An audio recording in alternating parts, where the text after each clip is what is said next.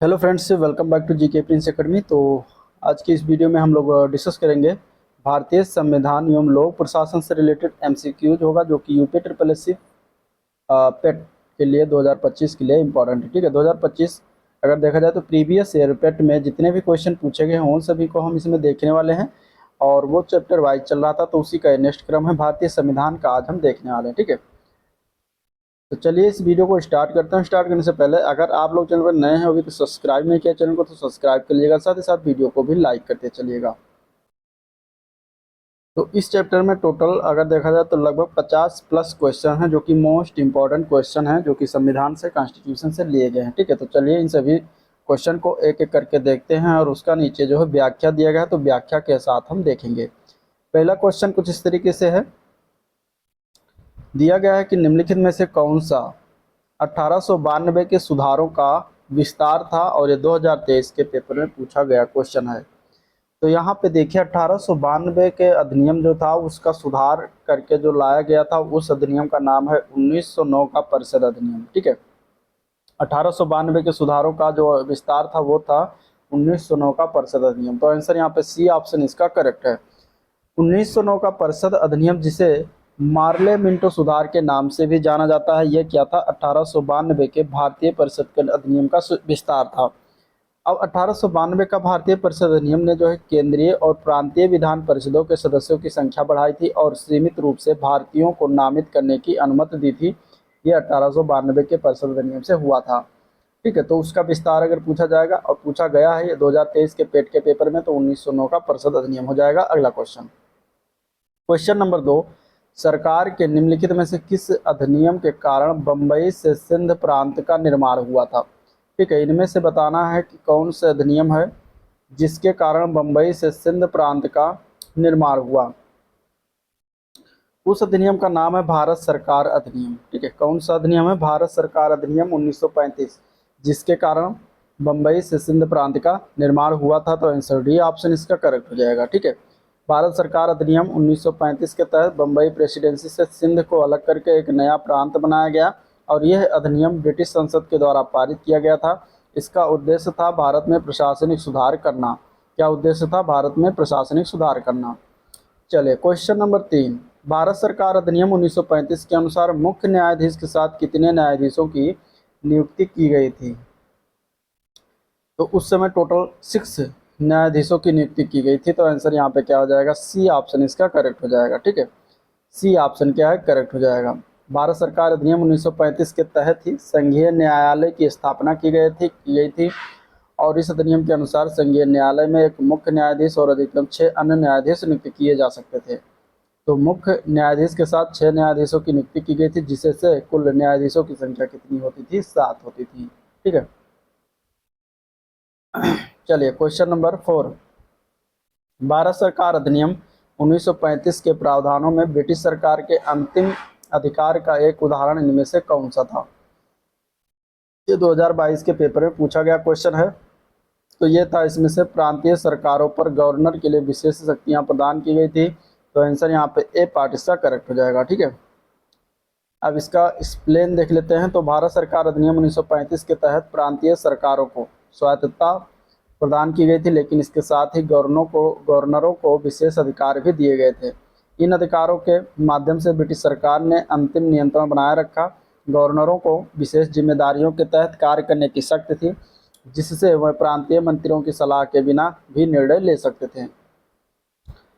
Question number 5 पूछा गया question है, जो कि ये 2023 के पेट के पेपर में पूछा गया क्वेश्चन है कि भारत सरकार अधिनियम 1935 भारत के लिए ब्रिटिश संसद द्वारा पारित सबसे लंबा अधिनियम था। मूल रूप से पारित अधिनियम बहुत लंबा होने के कारण 2 अलग अलग अधिनियमों में विभाजित किया गया था। अर्थात भारत सरकार अधिनियम 1935, और दूसरा वाला बताना है कि दूसरा कौन सा अधिनियम था जिसमें इसको विभाजित किया गया था। तो दूसरा जो अधिनियम था वो था बर्मा सरकार अधिनियम 1935। तो आंसर यहाँ पे बी ऑप्शन इसका करेक्ट हो जाएगा। ठीक है, भारत सरकार अधिनियम जो था इसको 2 भागों में बांटा गया था। एक था भारत सरकार अधिनियम 1935 और एक था बर्मा सरकार अधिनियम 1935। बर्मा, जिसको हम म्यांमार के नाम से जानते हैं, इसको भारत से अलग प्रशासन देने के लिए अधिनियम बना था। ठीक है, ये अधिनियम 1 अप्रैल 1937 से लागू हुआ था और उसी दिन बर्मा भारत से अलग होकर एक अलग ब्रिटिश उपनिवेश बन गया था। बाद में जाकर म्यांमार यानी कि बर्मा 1948 में जाकर जो है ये स्वतंत्र राष्ट्र बना था। ठीक है, चलिए क्वेश्चन नंबर 6 है, भारतीय स्वतंत्रता अधिनियम 1947 के पारित होने के साथ भारत एक अधिराज्य बन गया और अधिराज्य विधानमंडल ने भारत सरकार अधिनियम 1935 किस धारा के प्रावधानों के तहत 1947 से 1949 तक जो है कानून बनाए थे? तो वो धारा था धारा नंबर 100। ठीक है, कौन सी धारा थी? वो धारा नंबर 100 थी। आंसर यहाँ पे बी ऑप्शन करेक्ट हो जाएगा। ठीक है, क्वेश्चन नंबर 7 है, निम्नलिखित में से किसने अपने सहयोगियों को यह महसूस करने के लिए प्रेरित किया था कि संविधान सभा ब्रिटिश निर्मित थी और ब्रिटिश योजनाओं पर काम कर रही थी। ठीक है, जैसा कि ब्रिटिश चाहते थे इस पर काम किया जाए। तो ये जो है किसने अपने सहयोगियों से महसूस करने के लिए प्रेरित किया था? ऑप्शन कुछ इस तरीके से इसमें दिए गए थे। तो यहाँ पर आंसर क्या हो जाएगा? आंसर हो जाएगा सी पार्ट सोमनाथ लाहिड़ी थे। ठीक है, आंसर क्या है? सी पार्ट सोमनाथ लाहिड़ी थे, जो कि एक मात्र कम्युनिस्ट सदस्य थे संविधान सभा में। और इन्होंने संविधान सभा की प्रारंभिक बैठकों में ये स्पष्ट किया था कि यह सभा ब्रिटिश सरकार द्वारा स्थापित की गई है और यह ब्रिटिश योजनाओं के अनुसार कार्य कर रही है। उन्होंने ये भी कहा था कि यह सभा ब्रिटिश बंदूकों, सेना और आर्थिक नियंत्रण के साये में काम कर रही है, जिससे ये स्पष्ट होता है कि वास्तविक सत्ता अभी भी अंग्रेजों के हाथ में है। तो ये किसका जो है सोचना था? ये था सोमनाथ लाहिड़ी जी का। ठीक है, क्वेश्चन नंबर 8, निम्नलिखित में से कौन सी भारतीय संविधान की मुख्य विशेषता नहीं है? 2022 के पेट के पेपर में पूछा गया क्वेश्चन है। तो भारतीय संविधान की मुख्य विशेषताओं में इसमें लिखित और विस्तृत संविधान है। ठीक है, ये मुख्य विशेषता के अंतर्गत आता है क्योंकि भारत का संविधान जो है लिखित है और विस्तृत है। द्विस्तरीय सरकार है, तो ये जो है द्विस्तरीय सरकार जो है भारतीय संविधान की मुख्य विशेषता के अंतर्गत नहीं आता। एकल नागरिकता है, वयस्क मताधिकार है। तो यहाँ पे आंसर हो जाएगा बी ऑप्शन। ठीक है, द्विस्तरीय सरकार, जो कि गलत है। भारतीय संविधान में मूल रूप से 2 स्तरीय सरकार यानी कि केंद्र और राज्य के संबंध में प्रावधान था, लेकिन बाद में 1992 में 73वें एवं 74वें संविधान संशोधन ने 3 स्तरीय यानी कि स्थानीय सरकार का भी प्रावधान किया। इसलिए द्विस्तरीय सरकार भारतीय संविधान की मुख्य विशेषता अब नहीं है। क्वेश्चन नंबर 9, भारतीय संविधान में इनमें से क्या राज्य सूची में सम्मिलित विषय नहीं है? ठीक है, 2021 के पेपर में पूछा गया क्वेश्चन है। तो राज्य सूची के अंतर्गत पुलिस व्यवस्था, पुलिस प्रशासन आती है। ठीक है, कानून और व्यवस्था भी आएगी, पुलिस आएगी तो कानून में उस व्यवस्था आएगी, जेल भी राज्य का होता है। ठीक है, दंड प्रक्रिया संहिता जो है ये राज्य सूची का विषय नहीं है। तो आंसर हो जाएगा डी ऑप्शन, दंड प्रक्रिया संहिता। अब ये जो सूचियां हैं, 3 सूचियां हैं भारतीय संविधान में, जो कि 7वीं अनुसूची में दर्ज है। उसमें से पहला है संघ सूची, राज्य सूची और समवर्ती सूची। राज्य सूची में वो विषय शामिल होते हैं जिन पर केवल राज्य विधानमंडल कानून बना सकते हैं, जबकि समवर्ती सूची वह विषय हैं जिन पर केंद्र और राज्य दोनों कानून बना सकते हैं। ठीक है, तो इसमें से दंड प्रक्रिया संहिता कौन सी सूची में आता है? तो समवर्ती सूची में शामिल है। चलिए क्वेश्चन नंबर 10, निम्नलिखित में से क्या भारतीय संविधान की मुख्य विशेषता नहीं है? 2021 के पेपर में पूछा गया पेट में क्वेश्चन है। ठीक है, अर्धसंघीय संरचना जो कि है, ठीक है, विशेषता है। प्रतिबद्ध न्याय तंत्र, ये जो है मुख्य विशेषता के अंतर्गत नहीं आएगा। शक्तियों का वितरण है, लिखित संविधान और संविधान की सर्वोच्चता है। तो आंसर हो जाएगा बी ऑप्शन। ठीक है, प्रतिबद्ध न्याय तंत्र जो है ये मुख्य विशेषता नहीं है, क्योंकि भारतीय न्यायालय क्या है? स्वतंत्र और निष्पक्ष है, जो संविधान के अनुच्छेद 50 के तहत कार्यपालिका से पृथक होता है। इसलिए प्रतिबद्ध न्याय तंत्र जो है भारतीय संविधान की मुख्य विशेषता के अंतर्गत नहीं आएगा। क्वेश्चन नंबर 11, 13 दिसंबर 1946 को संविधान सभा में उद्देश्य प्रस्ताव किसके द्वारा पेश किया गया था? ठीक है, उद्देश्य प्रस्ताव के बारे में पूछा गया है। ये 13 दिसंबर 1946 को किसके द्वारा पेश किया गया था? तो ये पेश किया था पंडित जवाहरलाल नेहरू ने। तो आंसर क्या हो जाएगा? ए ऑप्शन इसका करेक्ट हो जाएगा। ठीक है, चलिए नेक्स्ट क्वेश्चन है क्वेश्चन नंबर 12, भारत के संविधान में जन स्वास्थ्य एवं स्वच्छता किसमें शामिल है? ठीक है, तो जन स्वास्थ्य एवं स्वच्छता अगर देखा जाएगा तो ये स्वास्थ्य और स्वच्छता का विषय जो है राज्य सूची के अंतर्गत आता है। तो आंसर यहाँ पे बी ऑप्शन हो जाएगा, राज्य सूची में शामिल है। जन स्वास्थ्य स्वच्छता, अस्पताल, औषधालय, ये सभी जो है किसमें है? आपके राज्य सूची के अंतर्गत आता है। चलिए अगला क्वेश्चन है, स्वतंत्रता के बाद भाषा के आधार पर बने भारत के पहले राज्य का नाम बताना। ठीक है, 2022 के पेट में पूछा गया क्वेश्चन। तो इसमें से उस राज्य का नाम है आंध्र प्रदेश। ठीक है, आंध्र प्रदेश है जो भाषाई आधार पर पहला राज्य बना था 1 अक्टूबर 1953 को। यह मद्रास राज्य के तेलुगु भाषी क्षेत्रों को अलग करके आंध्र प्रदेश राज्य का गठन किया गया, जिसकी राजधानी उसमें करनूल थी।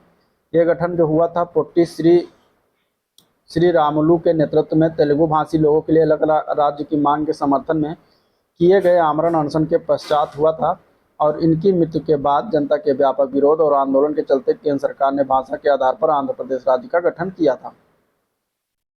क्वेश्चन नंबर 14, निम्नलिखित में से 2014 में बनाया गया भारत का 29वां राज्य कौन सा है? ये 2022 के पेपर में क्वेश्चन पूछा गया। तो उस राज्य का नाम है तेलंगाना। ठीक है, आंसर क्या हो जाएगा यहाँ पे? ए पार्ट करेक्ट हो जाएगा, तेलंगाना। 2 जून 2014 को आंध्र प्रदेश से अलग करके तेलंगाना राज्य का गठन हुआ, जो कि ये भारत का 29वां राज्य है। ठीक है, वर्तमान स्थिति के अनुसार जम्मू कश्मीर से जुड़े अनुच्छेद 35 या अनुच्छेद 370 को समाप्त करके जम्मू कश्मीर को 2 भागों में जम्मू कश्मीर और लद्दाख में बांटकर केंद्र शासित प्रदेश बना दिया गया है। वर्तमान में भारत में 28 राज्य और 8 केंद्र शासित प्रदेश हैं। क्वेश्चन नंबर 15 है, निम्नलिखित में से किसके पास मौलिक अधिकार को लागू करने की शक्ति होती है? इनमें से तो मौलिक अधिकार यानी मूल अधिकार की हम बात करेंगे तो ये सर्वोच्च न्यायालय के पास लागू करने की शक्ति होती है। ठीक है, अनुच्छेद 12 से लेकर अनुच्छेद 35 तक मूल अधिकार का प्रावधान है। ठीक है, तो ये चीज़ें याद रखिएगा, सर्वोच्च जो शक्ति है लागू करने की वो सर्वोच्च न्यायालय के पास होता है। भारतीय संविधान का जो अनुच्छेद 32 है वो ये अधिकार प्रदान करता है कि यदि उनके मौलिक अधिकारों का उल्लंघन होता है तो वह सीधे सर्वोच्च न्यायालय का रुख कर सकते हैं, और न्यायालय मौलिक अधिकारों के प्रवर्तन के लिए 5 प्रकार की रिट दायर कर सकते हैं, जारी कर सकते हैं, जिसमें हैबियस कार्पस है। ठीक है, मैंडेमस है। ठीक है, प्रोहिबिशन है, और इसके बाद क्यो वारंटो है।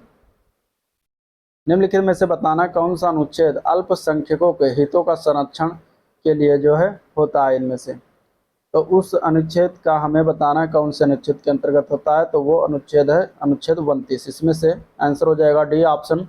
अनुच्छेद 29 जो है भारतीय संविधान के भाग 3 में मौलिक अधिकार के अंतर्गत आता है, और यह है अल्पसंख्यकों के सांस्कृतिक और शैक्षिक अधिकारों की रक्षा करता है। क्वेश्चन नंबर 17, भारतीय संविधान के अनुच्छेद 19 में कौन सा अधिकार शामिल है? इनमें से तो वो अनुच्छेद 19 में है जो अभिव्यक्ति और स्वतंत्रता का अधिकार और वाक स्वतंत्रता का अधिकार। तो आंसर यहाँ पे क्या हो जाएगा?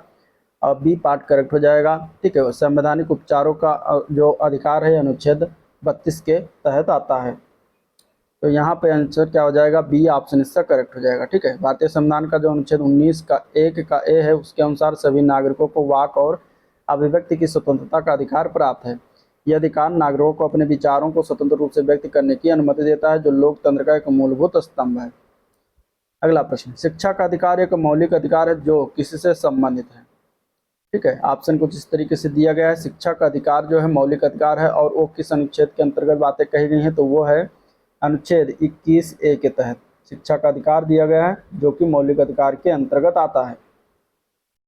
ठीक है, यहाँ पे अगर हम देखेंगे तो 21A जो सुनिश्चित करता है उसमें है 6 से 14 वर्ष की आयु के सभी बच्चों को निःशुल्क और अनिवार्य शिक्षा प्रदान की जाए, और ये प्रावधान 86वां संविधान संशोधन अधिनियम 2002 के माध्यम से जोड़ा गया था और 1 अप्रैल 2010 से प्रभावी हुआ था। ठीक है, चलिए नेक्स्ट क्वेश्चन, भारतीय संविधान में राज्य के नीति निर्देशक सिद्धांत निम्नलिखित में से किस देश के संविधान से अपनाए गए हैं?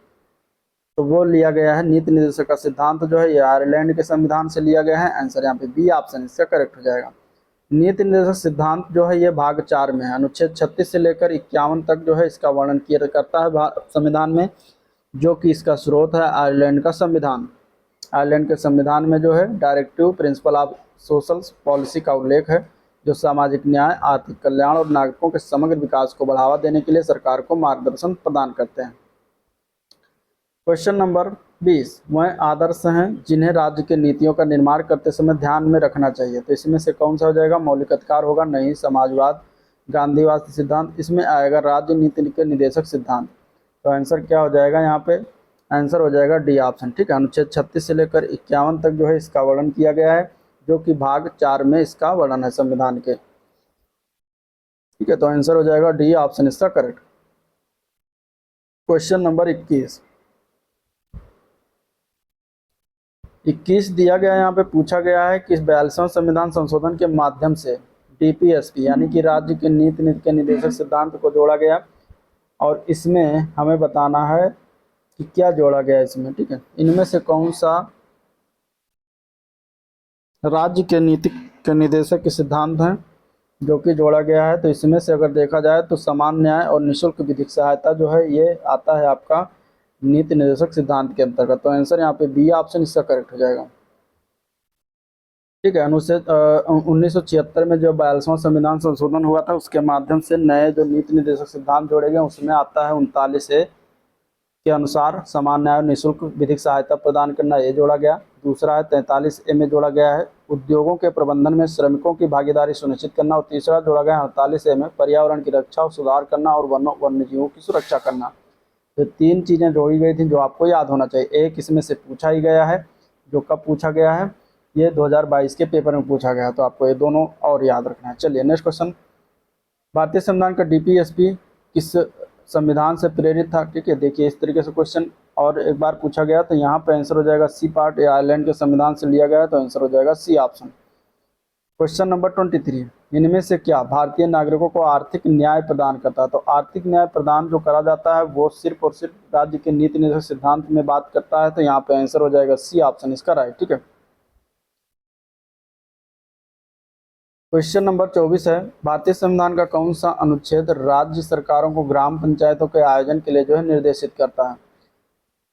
तो इसमें से इसका आंसर क्या है, अनुच्छेद 40। अनुच्छेद 40 में ग्राम पंचायतों के गठन की बात करता है, जो कि बी पार्ट इसका राइट हो जाएगा। ठीक है,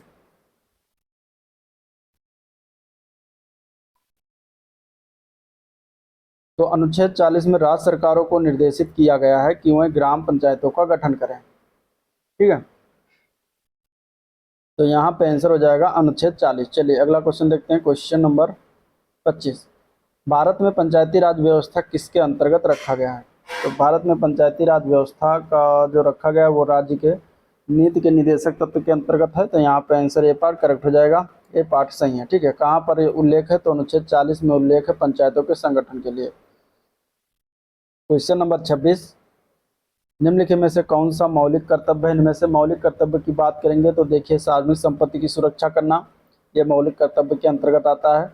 वैज्ञानिक दृष्टिकोण और मानववाद विकसित करना, ये भी आता है। भारत की संप्रभुता, अखंडता और एकता की रक्षा करना, तो ये भी आता है। तो यहाँ पर आंसर हो जाएगा ए पार्ट, ये सभी जो है सही है। ठीक है, आंसर क्या हो जाएगा, ए पार्ट, ये सभी सही है। मौलिक कर्तव्य की अगर हम बात करेंगे तो ये अनुच्छेद 51 के ए में रखा गया है। ठीक है, सभी मौलिक कर्तव्यों का उल्लेख किया गया है। मौलिक कर्तव्यों को 42वां संविधान संशोधन अधिनियम 1976 के माध्यम से संविधान में जोड़ा गया है। अगला क्वेश्चन है, निम्नलिखित में से किसमें मौलिक कर्तव्यों को उल्लेखित किया गया है इसमें से। तो भाग 4 में नीति निर्देशक सिद्धांत है, और भाग 4 के ए में क्या है, भाग 4 के ए में जो है मौलिक कर्तव्यों को रखा गया है। ठीक है, अनुच्छेद 51A, अनुच्छेद पूछा जाएगा तो 51A, टोटल मौलिक कर्तव्यों की संख्या कितनी है, तो 11 है, ये भी याद रखिएगा। ठीक है, जब जोड़ा गया था 42वां संविधान संशोधन 1976 में, तब 10 मौलिक कर्तव्य जोड़े गए थे। ठीक है, बाद में 2002 में 86वां संविधान संशोधन अधिनियम के द्वारा 11वां मौलिक कर्तव्य जोड़ा गया, जो कि 6 से 14 वर्ष की आयु के बच्चों को शिक्षा प्रदान करने से संबंधित है। क्वेश्चन नंबर 28, भारतीय संघ के प्रधानमंत्री और अन्य मंत्रियों की नियुक्ति भारत के संविधान के तहत राष्ट्रपति द्वारा की जाती है और कौन से अनुच्छेद के तहत किया जाता है। तो ये होता है अनुच्छेद 75 के अंतर्गत। आंसर यहाँ पे सी ऑप्शन इसका राइट हो जाएगा, अनुच्छेद 75। ठीक है, अगला क्वेश्चन है, एक व्यक्ति जो संसद का सदस्य नहीं है उसे राष्ट्रपति द्वारा अधिकतम कितने महीनों के लिए मंत्री के रूप में नियुक्त किया जा सकता है। तो ये हो सकता है 6 महीने के लिए। ठीक है, अधिकतम 6 महीने तक के लिए वो मंत्री बना रह सकता है, लेकिन 6 महीने के बाद उसे संसद का सदस्य होना अनिवार्य है, नहीं तो उसकी मंत्री पद खत्म हो जाएगा। और ये दिया गया है भारतीय का अनुच्छेद 75(5) के अनुसार कि यदि कोई मंत्री किसी भी अवधि के लिए संसद के किसी भी सदन का सदस्य नहीं है तो उस अवधि की समाप्ति पर वो मंत्री पद से पदच्युत हो जाएगा। ठीक है, चलिए अगला क्वेश्चन है, क्वेश्चन नंबर 30, निम्नलिखित में से कौन सी विशेषता राज्यसभा को विधान परिषद से अलग करती है। तो देखिए राज्यसभा को विधान परिषद से इनमें से अगर देखा जाए तो वो है महाभियोग की शक्ति। ठीक है, ये जो है क्या है, अलग करती है विधान परिषद से। बाकी विधान परिषद और राज्यसभा में अप्रत्यक्ष चुनाव होता है, सदस्यों का नामांकन होता है, सदस्यों का कार्यकाल भी होता है, लेकिन महाभियोग की शक्ति सिर्फ राज्यसभा में होती है। अनुच्छेद 61 के अनुसार राष्ट्रपति पर महाभियोग प्रस्ताव संसद के किसी भी सदन में प्रस्तुत किया जाता है जिसमें राज्यसभा भी शामिल है, जबकि विधान परिषद राज्य स्तर की विधायिका का उच्च सदन है, लेकिन यहाँ पर इसे महाभियोग प्रस्ताव लाने या पारित करने का कोई अधिकार नहीं है। तो यहाँ पर ये इससे अलग हो जाता है। नेक्स्ट क्वेश्चन, निम्नलिखित में से कौन सा भारत के राष्ट्रपति के चुनाव के लिए निर्वाचक मंडल का गठन नहीं करता है? इनमें से तो राष्ट्रपति के चुनाव के लिए निर्वाचक मंडल का गठन लोकसभा के निर्वाचित सदस्य इसमें होते हैं, राज्यसभा के भी निर्वाचित सदस्य होते हैं, प्रत्येक राज्य की विधानसभा के निर्वाचित सदस्य होते हैं, विधान परिषद के निर्वाचित सदस्य इसमें नहीं होते। तो विधान परिषद वाला अलग हो जाएगा, यहाँ पे डी ऑप्शन हो जाएगा। ठीक है, और ये अनुच्छेद 54 के अनुसार भारत का राष्ट्रपति का चुनाव निर्वाचन मंडल के द्वारा किया जाता है। ठीक है, जिसमें निम्न सदस्य शामिल होते हैं। ये आपके आ जाते हैं इसमें लोकसभा के निर्वाचित सदस्य, राज्यसभा के निर्वाचित सदस्य, प्रत्येक राज्य की विधानसभा के निर्वाचित सदस्य और दिल्ली, पुडुचेरी जैसे केंद्र शासित प्रदेश के विधानसभाओं के निर्वाचित सदस्य आते हैं। क्वेश्चन नंबर 32, निम्नलिखित में से बताना लोकसभा में पद धारण करने की न्यूनतम आयु इनमें से क्या है? ठीक है, पद धारण करने की न्यूनतम आयु इनमें से बताना कि क्या हो जाएगा।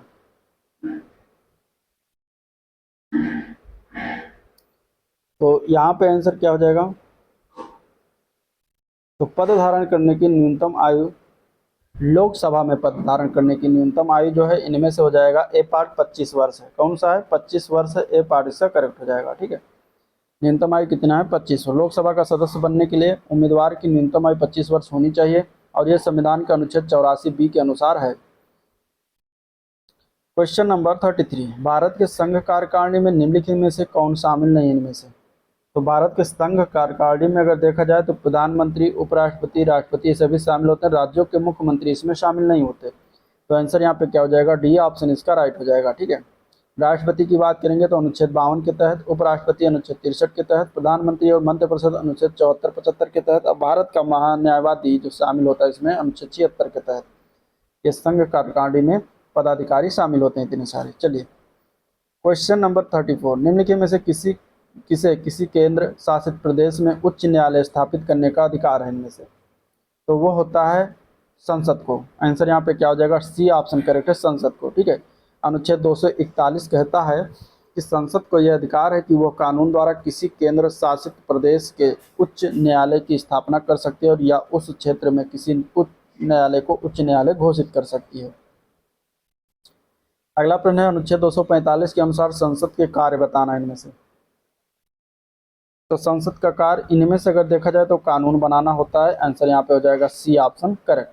ठीक है, 245 कहता है संविधान के प्रावधानों के अधीन रहते हुए संसद भारत में संपूर्ण या किसी भाग के लिए और राज्य की विधायिका उस राज्य के संपूर्ण या किसी भाग के लिए विधि यानी कि कानून बना सकती है।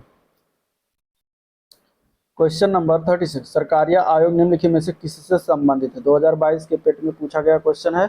सरकारिया आयोग जो था वो केंद्र राज्य के बीच संबंध से रिलेटेड था। तो यहाँ पे आंसर बी ऑप्शन इसका करेक्ट हो जाएगा। ठीक है, ये आयोग जो है भारत सरकार द्वारा 1983 में स्थापित किया गया था। ठीक है, जिसे केंद्र राज्य संबंध पर आयोग भी कहा जाता है, सरकारी आयोग को। चलिए क्वेश्चन नंबर 37, निम्नलिखित में से किसके पास लोकसभा सत्र को स्थगित करने की शक्ति है इनमें से? तो वो है लोकसभा अध्यक्ष को। आंसर यहाँ पे हो जाएगा डी ऑप्शन। ठीक है, आंसर क्या हो जाएगा? D option. चलिए अगला क्वेश्चन, संसदीय प्रणाली में कार्यपालिका के किसके प्रति जो है उत्तरदायी होती है? तो संसदीय प्रणाली में कार्यपालिका इसमें से अगर देखा जाएगा तो वो विधानमंडल के प्रति उत्तरदायी होती है। तो आंसर ए पार्ट इसका राइट है, जो कि अनुच्छेद 75(3) के अनुसार मंत्रिपरिषद लोकसभा के प्रति सामूहिक रूप से उत्तरदायी होता है और संसदीय प्रणाली में कार्यपालिका अपनी नीतियों और कार्यों के लिए विधायिका विशेष रूप से लोकसभा के प्रति उत्तरदायी होती है। क्वेश्चन नंबर 39, राज्यसभा से चुने हुए सदस्यों का कार्यकाल कितने वर्ष होता है? ये 2021 के पेपर में पूछा गया क्वेश्चन था। तो राज्यसभा में जो सदस्य चुने जाते हैं उनका कार्यकाल 6 वर्ष का होता है। आंसर यहाँ पे सी ऑप्शन इसका राइट हो जाएगा, 6 वर्ष। ठीक है, और यहाँ पे अगर हम बात करेंगे तो राज्यसभा की, तो ये क्या है? एक उच्च सदन है भारतीय संसद का, जो कि स्थायी निकाय है और इसे भंग नहीं किया जा सकता। राज्यसभा के सदस्यों का कार्यकाल 6 वर्ष का होता है और ये हर 2 वर्ष में इसके 1/3 सदस्य जो है सेवानिवृत्त होते हैं और उनके स्थान पर नए सदस्य चुने जाते हैं। तो ये हो गया राज्यसभा के बारे में। क्वेश्चन नंबर 40, भारतीय संविधान का कौन सा अनुच्छेद मुख्यमंत्री के कर्तव्यों को परिभाषित करता है? ठीक है, तो भारतीय संविधान का कौन सा अनुच्छेद है जो मुख्यमंत्री के कर्तव्य को परिभाषित करता है इसमें से? तो वो हो जाएगा डी पार्ट, अनुच्छेद 167। अनुच्छेद 167 में मुख्यमंत्री के कर्तव्य को परिभाषित करा जाता है। भारतीय संविधान के अनुसार लोकसभा के सदस्यों की अधिकतम संख्या क्या है? तो लोकसभा के सदस्यों की अधिकतम संख्या इसमें 552 हो जाएगी। आंसर यहाँ पे सी ऑप्शन इसका राइट है, जो कि अनुच्छेद 81 के अनुसार लोकसभा की अधिकतम सदस्य संख्या 552 निर्धारित किया गया है। 104वां संविधान संशोधन अधिनियम 2019 के तहत एंग्लो इंडियन समुदाय के नामांकन की व्यवस्था समाप्त कर दी गई, जिससे वर्तमान में लोकसभा की अधिकतम सदस्य संख्या 550 है। अगला प्रश्न, निम्नलिखित में से किससे संबंधित एकमात्र उदाहरण है जब भारत के राष्ट्रपति ने अपनी वीटो शक्ति का प्रयोग किया था? तो वीटो शक्ति का प्रयोग जो किया गया था वो भारतीय डाकघर संशोधन विधेयक के लिए किया गया था। तो यहाँ पे आंसर डी ऑप्शन इसका करेक्ट हो जाएगा। ठीक है, 1986 में तत्कालीन राष्ट्रपति थे ज्ञानी जैल सिंह, उन्होंने भारतीय डाकघर संशोधन विधेयक पर पॉकेट वीटो का प्रयोग किया था और यह विधेयक सरकार को डाक संचार की निगरानी और अवरोधन की व्यापक शक्तियां प्रदान करता था, जिससे नागरिकों की निजता पर प्रभाव पड़ सकता था। ठीक है, तो ये याद रखिएगा। चलिए क्वेश्चन नंबर 43, उस उच्च न्यायालय का नाम बताइए जिसका क्षेत्राधिकार अंडमान निकोबार द्वीप समूह के केंद्र शासित प्रदेश पर है इसमें से? तो अंडमान निकोबार द्वीप समूह पर कलकत्ता उच्च न्यायालय का अधिकार है। तो यहाँ पे आंसर क्या हो जाएगा? बी ऑप्शन इसका राइट है। ठीक है, कलकत्ता उच्च न्यायालय, कलकत्ता उच्च न्यायालय के क्षेत्राधिकार में आते हैं। ठीक है, यह प्रावधान जो है कलकत्ता उच्च न्यायालय क्षेत्राधिकार विस्तार अधिनियम 1953 के तहत किया गया था, जिसके अनुसार 2 मई 1950 से कलकत्ता उच्च न्यायालय का क्षेत्राधिकार अंडमान निकोबार द्वीप समूह तक विस्तारित किया गया था। अगला प्रश्न है, भारत के सर्वोच्च न्यायालय का उद्घाटन कब किया गया था? उद्घाटन संसद भवन, अब जैसे कि पुराना में प्रिंसेस ऑफ चैम्बर में हुआ था, और ये कब किया गया था ये बताना। तो ये हुआ था 28 जनवरी 1950 को। कब हुआ था? 28 जनवरी 1950 को। ऑप्शन बी ऑप्शन इसका सही है। नेक्स्ट क्वेश्चन है, निम्नलिखित में से कौन सा अनुच्छेद भारतीय संविधान के सर्वोच्च न्यायालय की स्थापना और गठन के बारे में है इनमें से? तो वो हो जाएगा अनुच्छेद 124। ठीक है, आंसर क्या हो जाएगा? डी ऑप्शन करेक्ट है, अनुच्छेद 124, जो कि सर्वोच्च न्यायालय की स्थापना और गठन से संबंधित है। अनुच्छेद 124(1) के अनुसार भारत में एक सर्वोच्च न्यायालय होगा जिसमें भारत के मुख्य न्यायाधीश और संसद के कानून द्वारा निर्धारित अधिकतम संख्या तक अन्य न्यायाधीश होंगे। क्वेश्चन नंबर 46, निम्नलिखित में से कौन सा जिला और अधीनस्थ न्यायालय उच्च न्यायालयों के आदेशों, निर्णय और मामले के विवरण का एक व्यापक डेटाबेस प्रदान करता है इनमें से? तो वो है राष्ट्रीय न्यायिक डेटा ग्रिड। आंसर यहाँ पे डी ऑप्शन इसका करेक्ट है। ठीक है, राष्ट्रीय न्यायिक डेटा ग्रिड, जो कि NJDC कहता है, एक ऑनलाइन पोर्टल है जिसमें भारत के जिला, अधीनस्थ और उच्च न्यायालयों के आदेश, निर्णय और मामलों का विस्तृत डेटाबेस प्रदान करता है। ये डेटा लगभग वास्तविक समय में अद्यतन होता है और न्यायिक पारदर्शिता, मामलों की निगरानी और नीति निर्माण में सहायक होता है। क्वेश्चन नंबर 47 है, पंचायती राज संस्थाओं के अस्तित्व के लिए भारत की संसद द्वारा 73वां 74वां संवैधानिक संशोधन अधिनियम जो है कब पारित किया गया था? तो ये हुआ था दिसंबर 1992 में 73वां और 74वां संविधान संशोधन पारित हुआ था, जो कि यह अधिनियम 24 अप्रैल 1993 को लागू हुआ था, जिसे पंचायती राज संस्थाओं के संवैधानिक दर्जा प्राप्त हुआ था। ठीक है, यह दिन भारत के राष्ट्रीय पंचायती राज दिवस के रूप में भी मनाया जाता है। और 74वां संविधान संशोधन अधिनियम 1992, जो कि अधिनियम 1 जून 1993 को लागू हुआ था, जिससे नगर पालिकाओं को संवैधानिक दर्जा प्रदान हुआ था। क्वेश्चन नंबर 48, राजस्थान पहला राज्य था जहां वर्ष 1959 में पंचायती राज व्यवस्था लागू की गई थी। इससे सबसे पहले राजस्थान के किस जिले में लागू किया गया था?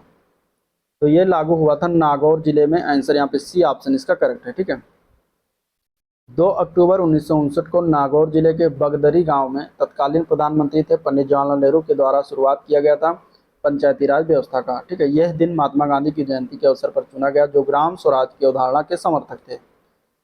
भारत की पंचायती राज व्यवस्था कितने स्तर की है? तो भारत में त्रिस्तरीय पंचायती राज व्यवस्था का प्रावधान है। तो यहाँ पे आंसर बी ऑप्शन इसका करेक्ट हो जाएगा, त्रिस्तरीय, 3 स्तर। ठीक है, ग्राम पंचायत, पंचायत समिति और जिला पंचायत, ये 3 स्तर पर प्रावधान है। चलिए अगला क्वेश्चन देखते हैं। क्वेश्चन नंबर 50 नंबर क्वेश्चन है, त्रिस्तरीय पंचायती राज व्यवस्था का विचार किसने रखा था? तो त्रिस्तरीय पंचायती राज व्यवस्था का विचार इनमें से तो वो थे बलवंत राय मेहता कमेटी। ठीक है, बलवंत राय मेहता समिति के द्वारा त्रिस्तरीय जो है पंचायती राज का विचार किया गया था। अशोक मेहता कमेटी जो थी, इन्होंने 2 स्तरीय पंचायती राज व्यवस्था का विचार दिया था। तो यहाँ पे आंसर क्या हो जाएगा, ए पार्ट इसका करेक्ट हो जाएगा। ठीक है, क्वेश्चन नंबर 51 है, लोकतंत्र और विकास के लिए पंचायती राज संस्थानों के पुनरुद्धार पर एक अवधारणा पत्र प्राप्त करने के लिए किस समिति को नियुक्त किया गया था। तो वो समिति का नाम था एल एम सिंघवी समिति। ठीक है, आंसर क्या है, डी ऑप्शन करेक्ट है, एल एम सिंघवी समिति, जो कि ये 1986 में तत्कालीन प्रधानमंत्री राजीव गांधी की सरकार ने एल एम सिंघवी समिति का गठन किया। इसका उद्देश्य क्या था, लोकतंत्र और विकास के लिए पंचायती राज संस्थानों के पुनरुद्धार पर एक अवधारणा पत्र तैयार करना, इसका मेन उद्देश्य था।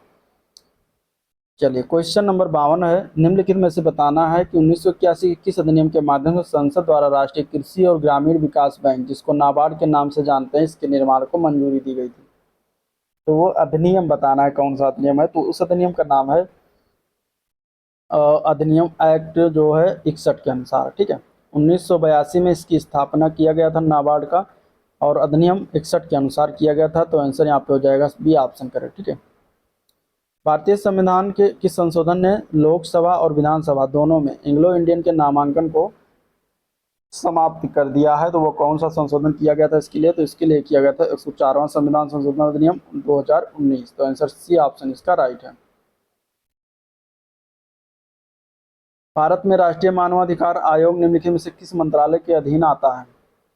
तो राष्ट्रीय मानवाधिकार आयोग जो है ये आता है, इनमें से अगर देखा जाएगा तो कोई भी नहीं होगा, आंसर यहाँ पे हो जाएगा डी ऑप्शन। ठीक है, राष्ट्रीय मानवाधिकार आयोग जो है एक स्वतंत्र वैधानिक निकाय है, ये किसी मंत्रालय के अंतर्गत नहीं आता। ये मानव अधिकार संरक्षण अधिनियम 1993 के तहत 12 अक्टूबर 1993 को इसकी स्थापना की गई थी। ये किसी आयोग के मंत्रालय के अधीन नहीं है, बल्कि एक स्वतंत्र संस्था के रूप में काम करता है। अनुच्छेद 55, क्वेश्चन नंबर 55 है, भारतीय संविधान का अनुच्छेद 343 किसके बारे में है। तो 343 जो है ये संघ की राजभाषा के बारे में इसमें प्रावधान है। तो यहाँ पे आंसर बी ऑप्शन हो जाएगा, संघ की राजभाषा। ठीक है, जो कि क्या है, हिंदी, और लिपि क्या होगी, देवनागरी होगी। ये अनुच्छेद 343 के 1 में कहा गया है। ठीक है, क्वेश्चन नंबर 56 है, निम्नलिखित में से कौन सा अनुच्छेद धन विधेयक को इनमें से जो है परिभाषित करता है। तो धन विधेयक को परिभाषित करने वाला अनुच्छेद बताना है, और ऑप्शन कुछ इस तरीके से यहाँ पे आपके सामने दिया गया है। धन विधेयक का प्रावधान जो है अनुच्छेद 51 में है, सॉरी अनुच्छेद 110 में है। तो यहाँ पे आंसर ए पार्ट इसका करेक्ट हो जाएगा 110। ठीक है, 110 में धन विधेयक को परिभाषित करता है, 110 के अनुच्छेद में। ठीक है, धन विधेयक केवल लोकसभा में पेश किया जा सकता है। निम्नलिखित में से कौन सी सर्वोच्च न्यायालय के न्यायाधीश की सेवानिवृत्ति की सही आयु है। ठीक है, तो सर्वोच्च न्यायालय के जो न्यायाधीश होती हैं उनकी सेवानिवृत्ति की आयु होती है 65 साल। आंसर यहाँ पे ए पार्ट इसका करेक्ट हो जाएगा, जो कि 124 के 2 के अनुच्छेद के अनुसार बातें कही गई हैं कि सर्वोच्च न्यायालय के न्यायाधीशों की सेवानिवृत्ति की आयु 65 वर्ष होगी। निम्नलिखित में से किस राज्य में विधान परिषद है, इसमें से। तो इसमें से विधान परिषद है कर्नाटक राज्य में, आंसर बी ऑप्शन इसका करेक्ट हो जाएगा। ठीक है, देखिए भारत में केवल 6 राज्यों में द्विसदनीय विधानमंडल है, जिसमें विधान परिषद या राज्य विधान परिषद शामिल है। राज्य इसमें से आता है आंध्र प्रदेश, बिहार, कर्नाटक, महाराष्ट्र, तेलंगाना और उत्तर प्रदेश। चलिए अगला क्वेश्चन, किस अनुच्छेद के तहत आपातकाल के दौरान मौलिक अधिकारों को भी निलंबित किया जा सकता है। तो कौन सा अनुच्छेद है जिसके तहत जो है मौलिक अधिकारों को भी निलंबित किया जा सकता है। तो वह अनुच्छेद 359 के दौरान। ठीक है, 359 अनुच्छेद के दौरान मौलिक अधिकारों को भी निलंबित कर सकते हैं। 359 अनुच्छेद जो है यह अधिकार देता है राष्ट्रपति को कि वह आपातकाल की स्थिति में मौलिक अधिकारों के परिवर्तन को निलंबित कर सकते हैं। हालांकि अनुच्छेद 20 जो है जिसमें अपराधों के लिए सजा के संबंध में संरक्षण और अनुच्छेद 21 जीवन और व्यक्तिगत स्वतंत्रता का संरक्षण, इसको निलंबित नहीं किया जा सकता।